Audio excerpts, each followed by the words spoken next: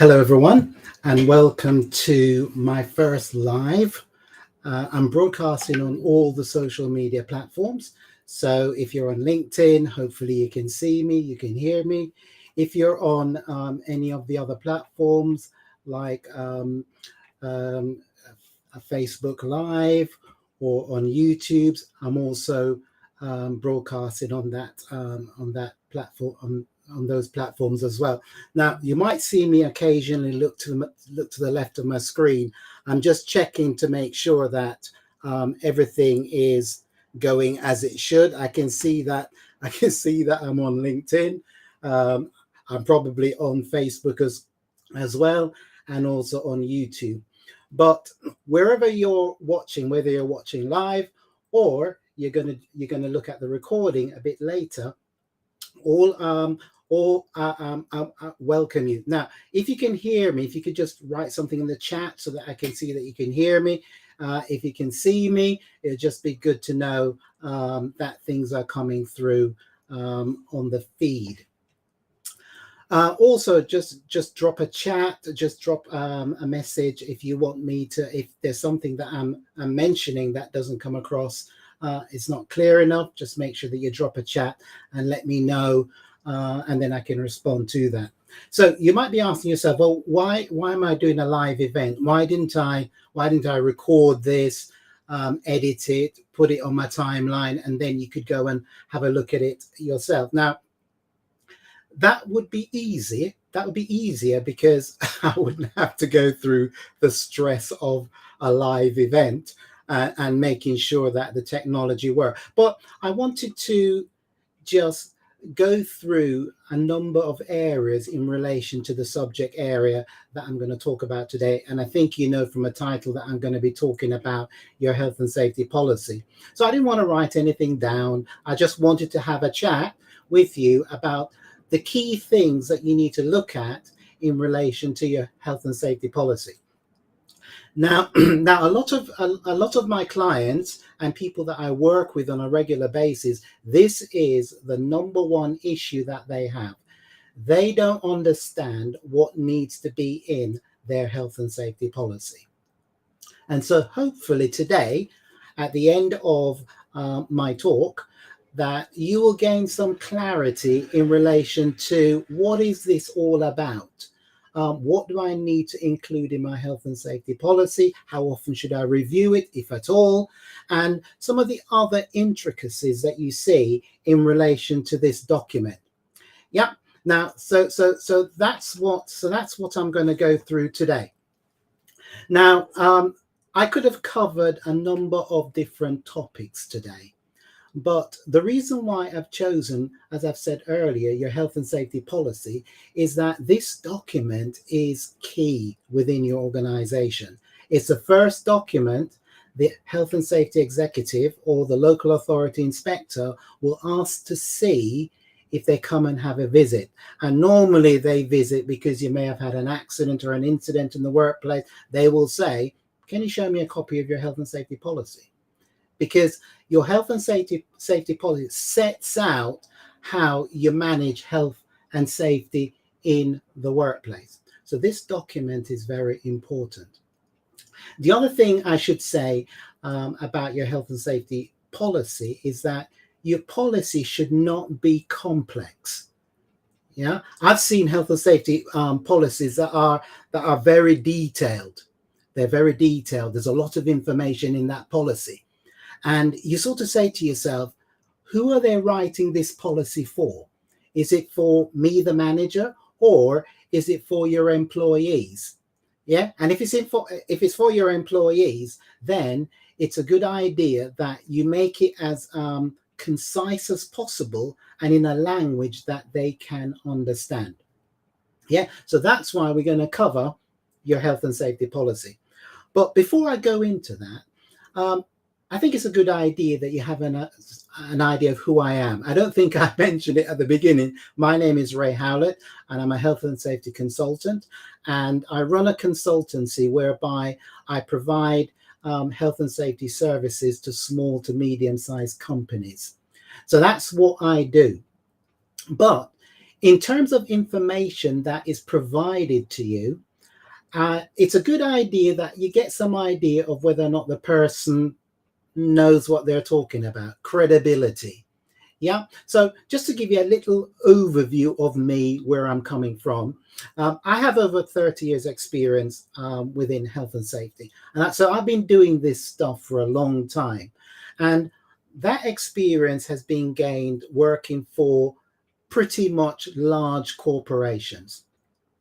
And it's during that time working for these organizations with lots and lots of resources that I have learned my trade, my craft. I have gained the experience necessary to understand the requirements of health and safety. The other thing is that during that time, I understood what the key areas of health and safety needs to be in order to show that you're managing health and safety within your organization. And so in 2010, I made a very important decision. I decided that I didn't want to work for these corporations anymore. I wanted to do something different. I wanted to provide the help to those organizations that are small to medium size, because in those organizations, I know that they don't have a dedicated health and safety professional, but they still need to comply with health and safety legal requirements. Now, larger corporations, so if you're a health and safety professional listening to this talk today, that's great. It's great to have you, but you're not going to benefit from what I have to say. Yeah, it's the human resources manager, it's the office manager, it's the facilities person, it's the operations person who has been provided with the remit of health and safety. Yeah, you're not a trained professional. And that's why my company was set up. My company was set up to help you in relation to providing good, sound health and safety advice. And I think that is important because far too long, and I've seen this as I've worked for a number of companies now since 2010, the advice varies in relation to what they're telling the employer or the company that they need to do. So that is me in a nutshell. You are in safe hands. I do know what I am talking about. And the key thing in relation to health and safety is that you don't need to work with somebody who knows everything, because I can tell you this now, I don't know everything. I don't know everything.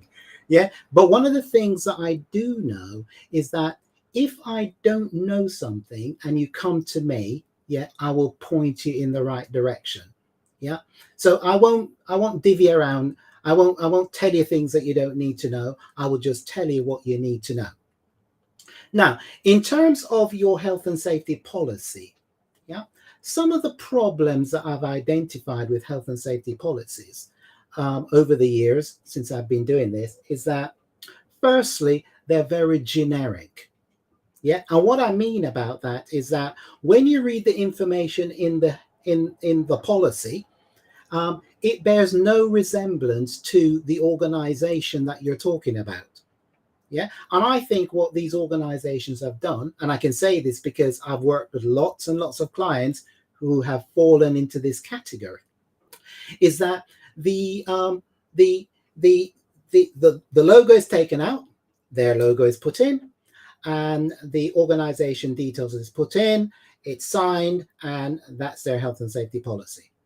Yeah, it's very generic. It doesn't reflect what the organization does. The second thing that I've found when I've looked at these types of policies is that it lacks detail and organization. Yeah, and what do I mean by this? And you will see this when I go through what you should put in your health and safety policy. Now, you've seen the title that I've listed in the talk, and it was the significance of the number 5. Yeah, and the reason why I've indicated that is that this is important. If you have 5 or more employees in your organization, you must have a written health and safety policy. It's the law. Yeah, the law says if you have 5 or more employees, you must have a written health and safety policy. Okay, Ray, what happens if I don't have 5 or more? Well, you don't have to write it down. You don't have to write down your arrangements. You can just not write it down. Now, the problem or the situation that you have to think through if you're not going to write down your arrangements is that how will you demonstrate that you're managing health and safety effectively? How can you speak to an inspector and say that, how can you demonstrate to an inspector that you're doing everything that you need to do in relation to health and safety? Yeah, if you can adequately do that because your operations are not complex, then that's fine. You don't need to write it down. But what I would advise you to do is that I would advise you to write down everything that you do in relation to health and safety. Now, if you have more than 5 employees, that's a given. You do not have a choice. Unfortunately, you have to write everything down. Yeah. So let's now look at the composition of your health and safety policy. Now, remember I mentioned this number 5. So if you have 5 or more employees, you need to have a written health and safety policy. Now I'm going to use another number, the number 3. Yeah, your health and safety policy should have 3 sections. Yeah, 3 sections. Now you can divvy up those sections. Yeah, but it should have 3 sections. And what we're going to do is that I'm going to take you through the 3 sections that should be in your health and safety policy. We're going to keep this simple. We're not going to get complex. And this is what I would expect to see if I audited you and you asked me to come in and you say, Ray, can you review my health and safety policy? This is what I would be looking for in your policy. So section 1. Section 1, you should call your statement of intent or your commitments. Yeah. What are you committed to do in relation to health and safety? Now, this is very important. Now, you might find that sometimes you're working with a client and the client says, can you send me a copy of your health and safety policy? Yeah. What they're asking for is this section 1 of your policy. Remember, we're going to write a document that has 3 sections. This is section 1 that you can easily take out. Yeah, and this is the section that you will send to a client who have asked you for a copy of your health and safety policy. Now, what they're looking for is, how does this organization see health and safety? What have they got in place for their employees? Are they a company that I want to work with? This is really what they're trying to look for when they're asking you for a copy. So if you have a client that asks you for a copy, this is the section that you need to send to them. The other 2 sections that we're going to cover a bit later, you don't need to send that to them. They don't need to see that. That's for you to use internally. Yeah. So section 1. The first thing I'll say within this section, which is your statement of intent or your commitments, is that it should be no longer than 2 pages, 2 sides of an A4. Yeah, we don't want an essay here. Yeah, we don't want a novel. It is 2 pages. Don't make it longer than 2 pages. Remember, we need to keep it simple. 2 pages max. Now, in those 2 pages, the sort of things that I'll be looking for is, what does your organization do? Remember earlier I talked about these generic policies that I've seen that lots of companies use. Yeah, what you want to do is that you want to say what you do, because knowing what you do will give you an idea of what you need to put in place to manage health and safety in your organization. Yeah, knowing what you do will give an idea of the types of hazards that you need to manage within your organization. We're not going to talk about hazards and risk assessments in this section, but it will give you an idea. So we need to know what you do. Yeah, we also need to know in that section is who's responsible for health and safety within your organization, not operationally, but who the employer is. So in your organization, if you have a managing director, if you have a CEO, if you have a chairman, etc., it's the person who directs the activities of your organization. So in section 1, I don't want to see, or you shouldn't have, yeah, the HR manager, the office manager, the facilities manager, yeah, the operations manager, yeah, those, or whatever your title is, yeah. I will show you a bit later where your role fits within your health and safety policy, but it is not in section 1. In section 1, I want to see the CEO or the chairman or the managing director. Yeah. And then the other part of your policy, and this is the bulk of your policy in section 1, your statement of intent, is what you will ensure will be in place to manage health and safety. Yeah. So in that section, I would expect to see something with regards to you will ensure that a system is in place to carry out risk assessments.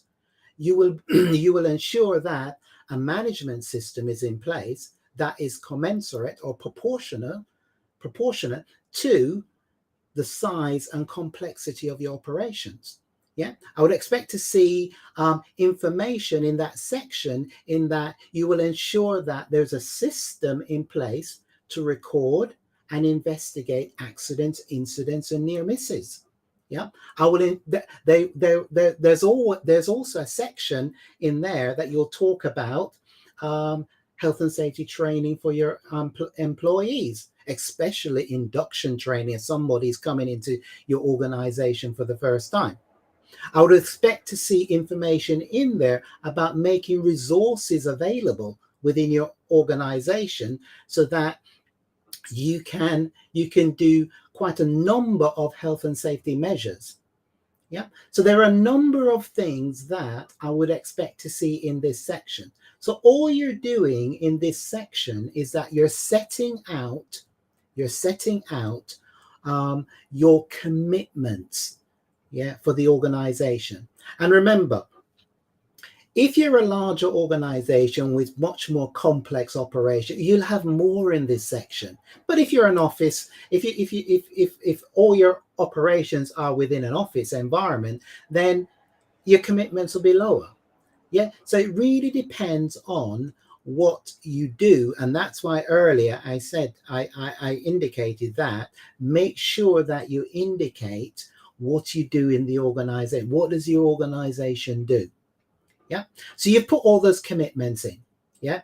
We will ensure that A, B, C, D, E is in place. Also in your in this statement of intent is that you will have a section in there that will look at how often you will review your health and safety policy. Yeah. One of the things that I would advise you to do is that at least every year have a look at this document. Yeah. Have this document reviewed on a yearly basis. I've been to organizations and I've asked them for a copy of their health and safety policy, and it's like 3 days, it's 3 years out of date. Yeah, 3 years is the last time their policy was updated. That's not good. Yeah. Now, even if you update your policy on a yearly basis, it doesn't mean that you have to change anything. Yeah, because you may review it and you say, well, nothing's changed. So all you need to do is to date it again, sign it. And I would suggest to you that this section of your health and safety policy, your policy statement, is pinned on a notice board that your staff can have a look at. Yet the final thing is sign off by your CEO, your chairman, etc. Yeah, so that is section 1 of your health and safety policy. I hope that clears up any confusion that you might have had in relation to what needs to go in your health and safety policy. Now, I hope that you can still hear me and see me, because I'm not getting any comments coming up on my screen. So I don't know. I don't know if everything is going as planned, but I'll still carry on. Now, once you've completed section 1, you can move quite nicely into section 2. And section 2 is all about the organization for health and safety. So now that you've said what you're going to do, or what you're going to have ensure that's in place, you need to know who's going to help you to do that. And I'm talking about the employer. Yeah. So section 2 of your health and safety policy is all about the organization. Yeah. Roles and responsibilities of key people, or key roles within your organization that is going to let this happen. So you'll have your CEO, your managing director, whoever that top person is. Yeah. What are their roles and responsibilities? Yeah. List them down. Yeah. Then you have your managers and your supervisors. Yeah. List what their responsibilities are, because they will have people working for them. Yeah. So that's the first interface that your employees will have in terms of, okay, what do I need to do? They would go to their manager or their supervisor and ask for help. Yeah. So they will have a role. And then you have your role. Yeah. Your role needs to be placed in this section, not section 1, but in section 2. So if you're an HR manager, you're a facilities manager, you're an operations manager, whatever your title is, if you are operationally responsible for health and safety, yeah, you will have a role within this section that you need to fulfill. Yeah, so that's where you will write your role. And then you have other roles like the competent persons. Yeah, and what do I mean by that? Okay, so if you have an external consultant, for example, so if you bring me in and I help you with certain aspects of your health and safety requirements, then I'm a competent person. Yeah, and I have various roles, responsibilities that I will help you with in relation to health and safety. So my health and safety consultant, my company will be in this section because I'm helping you. If you bring somebody in, another company in to do you, for example, your fire risk assessment, yeah, that person's a competent person. That person will be listed in this section as well. Yeah, so competent persons should be in this section of your health and safety policy. So this is your organization. So this is what we're building through in relation to section 2 of your health and safety policy. And then there are other roles that we should also include here. This is where you also put in your fire wardens or marshals or your first aiders, yeah, and put down what their responsibilities are. Yeah, so all these roles, and depending on the complexity of your operation, because I don't know how complex your operation is, these roles, yeah, will be in section 3. Yeah, and once you finish that, you're ready to move on to section 3. Now, section 3 is when the fun starts. Yeah, because remember, we've covered section 1 where you'll list all the everything that you will ensure is in place to manage health and safety. Yeah, this is what we'll ensure is in place. Yeah, these are the people or roles that will help us to do that. Section 2. And then section 3 is all about the arrangements. You know that stuff that you mentioned in section 1? Now you're going to go into a little bit more detail in section 3, and we call this the arrangements for health and safety in terms of what you need to concentrate on. So you say to me, Ray, so Ray, what is this? So this section will have the following, and I'm being generic here because I don't know your operation, but the sort of things that I would expect to see here is risk assessments. The reason why is because we should all do risk assessments within the workplace to manage risk. Yeah. So you should have in this section how, yeah, what you will have in place in relation to risk assessments. Now, everything that I'm listing here in section 3, you can do it two ways. You can either put what you will put in place, yeah, and point to how you do it somewhere else, hyperlink, yeah. If you want to find out more details about this section, go here. Or you can put everything. You can put the what you need to do and how you do it in this section. Now, it depends on how large your organization is. If you have a very large organization, then it doesn't make sense to put everything in here. So the how you do it, yeah, you will point that to somewhere else. Yeah, the what you do, yeah, or what you will have in place, you will put in this section. So in this section, you will have risk assessments and you will point to your risk assessment form somewhere else. If you're a smaller organization and you want to keep everything in one document, then you will list, you will put your risk assessment form in this document that staff can use. Yeah, so it really depends on you how you want to do this. You can do it both ways. It doesn't really matter. The key thing is what you put in here. So risk assessments. I would expect to see something on risk assessment in section 3. I would also expect to see something about induction, because you're going to bring new employees into the organization. When you bring new employees into the organization, what do they need to do? What program do you have in place for your new employees? So I would expect to see a section in this section on new employees.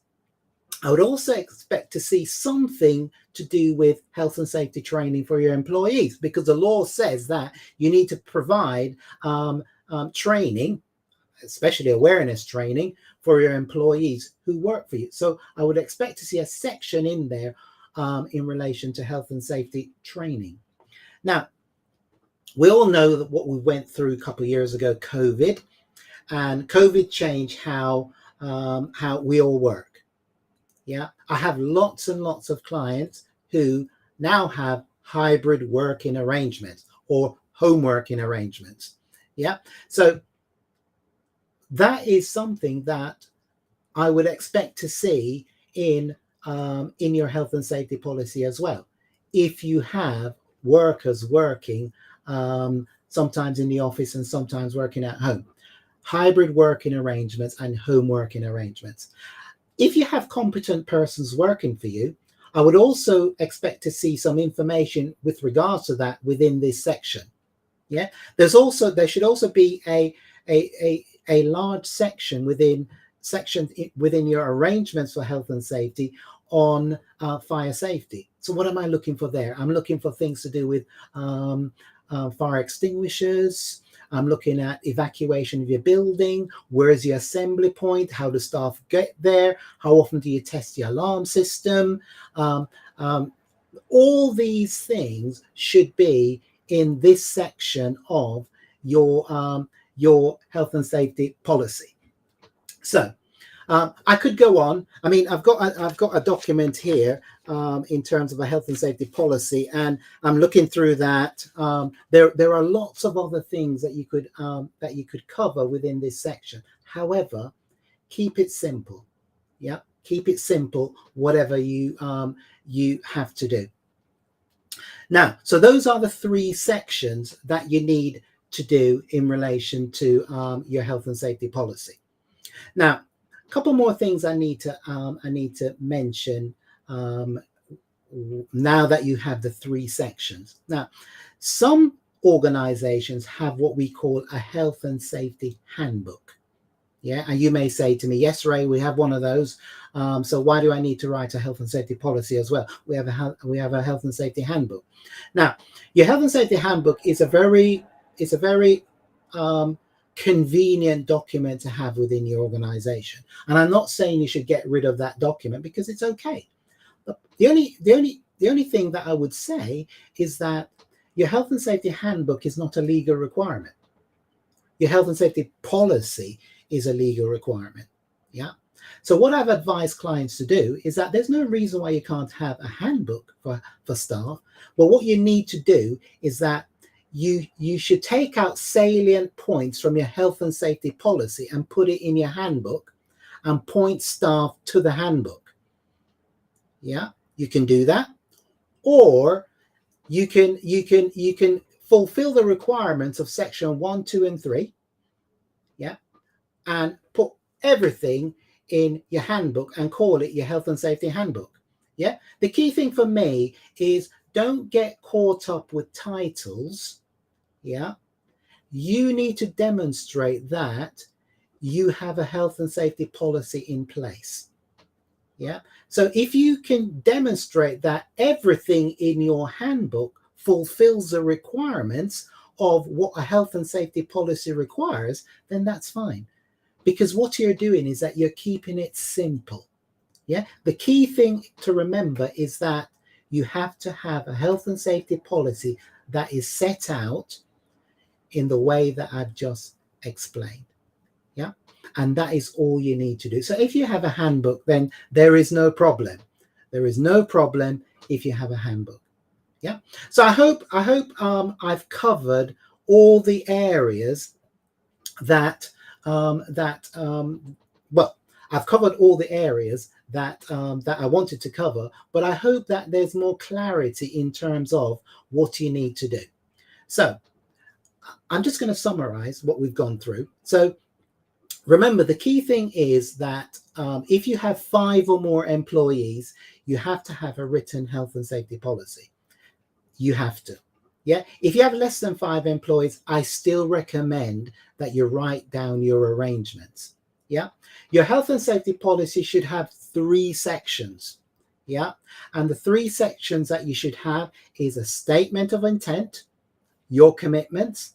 Yeah. It should have your organization for health and safety. These are the roles within your organization that will execute what you've written that you will ensure is in place in section 1. And the final section that you should have, section 3, is the arrangements in place for health and safety. Remember also that you should review your health and safety policy at least once a year. Now, I don't know who's on the stream. Yeah. I don't know where you are in relation to your health and safety policy and what you've put in place. I don't know. Yeah, only you know that. However, and so there will be 3 camps here today. There will be camp 1, whereby you've written your health and safety policy, you've listened to what I've said, and you've said to yourself, Ray, I've done everything that you've mentioned. I've reviewed it this year. It's in date, and everything that you've mentioned, we're doing. Yeah, tick the box. Happy days. Yeah, continue doing what you're doing. Yeah. Then you have the second camp, whereby you've said, oh no. Yeah, what Ray has just said is where we're at. Yeah, we're an organization that have had this generic health and safety policy. Yeah, it's never been reviewed. Yeah, or you may be new to the organization and they hand you the health and safety policy and you said, oh dear, yeah, I don't know who wrote this. Yeah, but a lot of things that Ray has said today in terms of it's not laid out in that way. Yeah, and so you may now need to go away and update and review that policy. Yeah, and use and follow what I've said that you need to do. Obviously, I can't go into the exact detail of everything that you need to put in every part of your policy. I mean, I can't do that in this stream. However, it will give you an idea of what you need to start looking at in relation to your health and safety policy. So it's not as daunting as it was before, because you now know where you need to start. And I think that's the important thing. Where do I need to start? And you have the third category, and the third category will be, I don't have a health and safety policy. I don't have one. Yeah. We have more than 5 employees and I don't have a health and safety policy. And based on what Ray has just said, I need to write one. And you're correct. you need to write one. But you could still use the same approach as category 2, whereby you set out your health and safety policy in the way that I've mentioned, and you start adding the elements that I mentioned earlier. Yeah, remember, whatever you do, keep it simple, and remember that your health and safety policy is there for your employees. Yeah, so once you've completed it, yeah, make sure that your employees have access to this document, because it's very important. Yeah. Now, the third thing is that the final thing that I want to say is that after hearing this, hearing me talk about all of this, you might say to yourself, "Oh, Ray, this is just too much. I can't cope with all of this. There's so much that I need to think about. I just need help. I just need some more advice. I just need somebody to point me in further direction." That's fine. All my details are in my social network. I predominantly post on LinkedIn, so that's where you will find me. If you have not yet connected to me, please go ahead and do that. Follow me on LinkedIn, follow me on Facebook, etc. Whichever social platform works for you, and you can contact me. I will respond to you. Again, I'm not seeing any feed coming through in terms of the chat, so I don't really know what's happening with the chat. So I'm not having anything come through.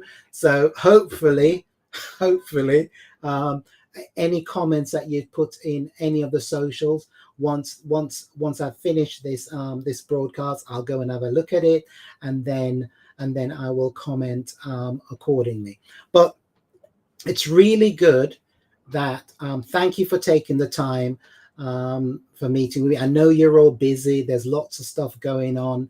Thank you for spending the time with me for the last, it's half an hour. I didn't think it was that long. Half an hour. I hope you found something useful in what I have said, because I think that's the key message I wanted to get across today. I wanted to provide some clarity in relation to your health and safety policy. It's not as daunting as you might think, yeah? But once you know what you need to do, it makes it easier to go ahead and do it, yeah? And the other thing I will say is that I'll be doing a lot more of these live presentations, yeah? And that's why it might be a good idea to connect with me, follow me, because once these live presentations are going to go out, I'll post them, and you'll be notified of them. So enjoy the rest of your day. Yeah, enjoy the rest of your day. Take care, and I hope to see you again soon. Bye for now.